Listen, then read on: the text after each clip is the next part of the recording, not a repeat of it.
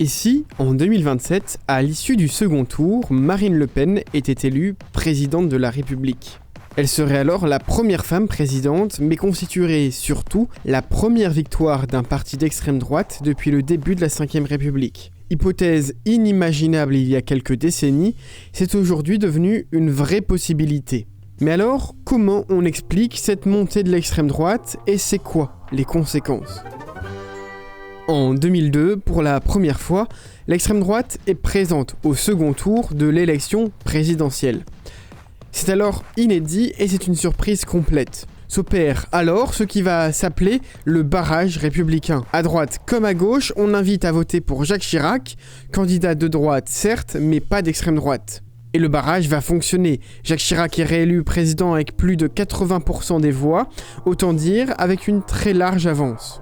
Mais alors, comment s'explique cette surprise de la présence au second tour de la présidentielle de ce qui s'appelait alors le Front National ? La plupart du temps, c'est le rôle important qu'ont pu jouer les médias qui est mis en avant.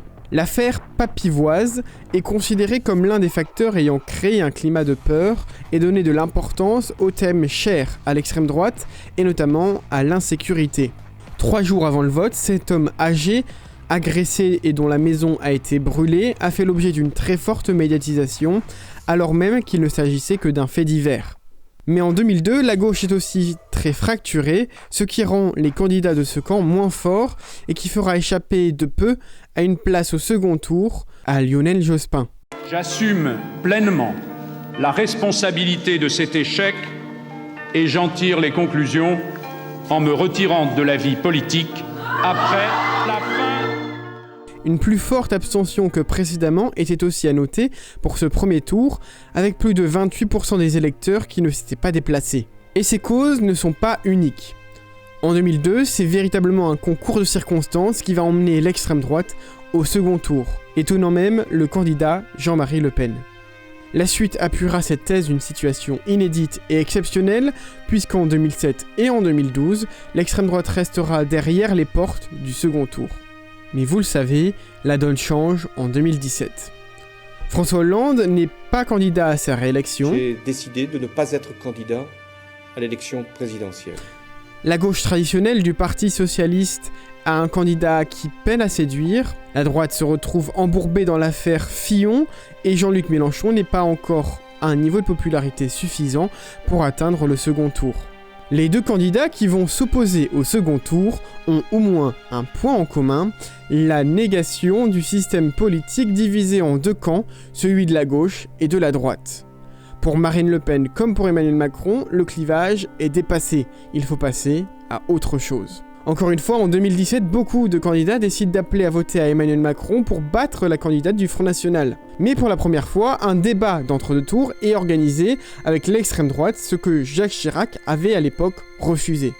Emmanuel Macron gagnera lors du second tour l'élection, avec néanmoins une moins écrasante majorité qu'en 2002, le camp du Front National franchit la barre des 30%. Entre les élections présidentielles de 2017 et celles de 2022, le Front National entreprend un grand ménage. L'objectif est de dédiaboliser le parti. Le nom est changé, le discours lissé, son père jugé comme trop radical et publiquement écarté, bref, la candidate d'extrême droite veut séduire un public plus large. Mais le fond des idées ne change pas vraiment. Le Rassemblement national veut toujours mener une politique anti-immigration, nationaliste et conservatrice. En 2022, bien que la candidate d'extrême droite n'ait pas gagné les élections, il faut souligner que son score est notable. Pour la première fois, Marine Le Pen dépasse les 40%. Petit à petit, au fil des différentes élections, le camp de l'extrême droite monte en puissance. Avec les élections législatives de la même année, le camp d'Emmanuel Macron participe à la normalisation du Rassemblement national en renvoyant dos à dos la gauche et l'extrême droite. Pour la première fois, le parti d'extrême droite obtient un groupe de députés à l'Assemblée nationale avec 87 membres. Aujourd'hui, Marine Le Pen est vue comme l'une des principales oppositions au président de la République actuelle. Le résultat de la candidature du Rassemblement national en 2027 dépendra aussi beaucoup de ceux qui seront présents face à elle.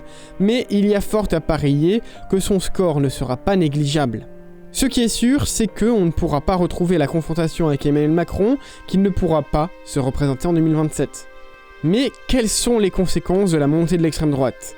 Le camp s'est-il vraiment déradicalisé en même temps que sa campagne de dédiabolisation ? Pas si sûr. Le camp de l'extrême droite, dans sa globalité, se fait encore remarquer par certains comportements, reflet d'une mauvaise dédiabolisation, ou alors d'un simple lissage en surface. L'extrême droite et l'ultra-droite sont assez souvent épinglés dans des affaires sensibles. On peut parler du meurtre de Federico Aramburu, un ancien rugbyman qui avait été tué par des anciens membres du GUD, un groupe d'ultra-droite.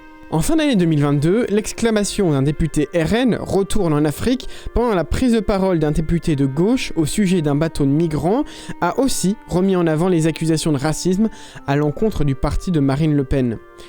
Et puis, très récemment, des groupes d'extrême droite manifestant librement avec un très léger encadrement policier et arborant des signes parfois liés au nazisme, ou des groupes Telegram néo-nazis ont remis en avant les liens de l'extrême droite avec des idées peu reluisantes.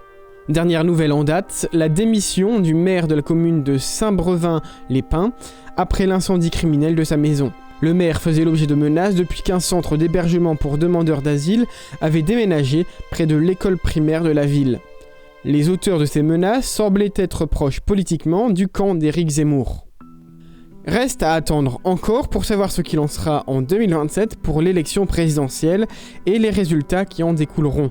Voilà, pour le débrief de cette semaine, n'oubliez pas de vous abonner, de liker et de partager la vidéo, et nous on se retrouve très vite.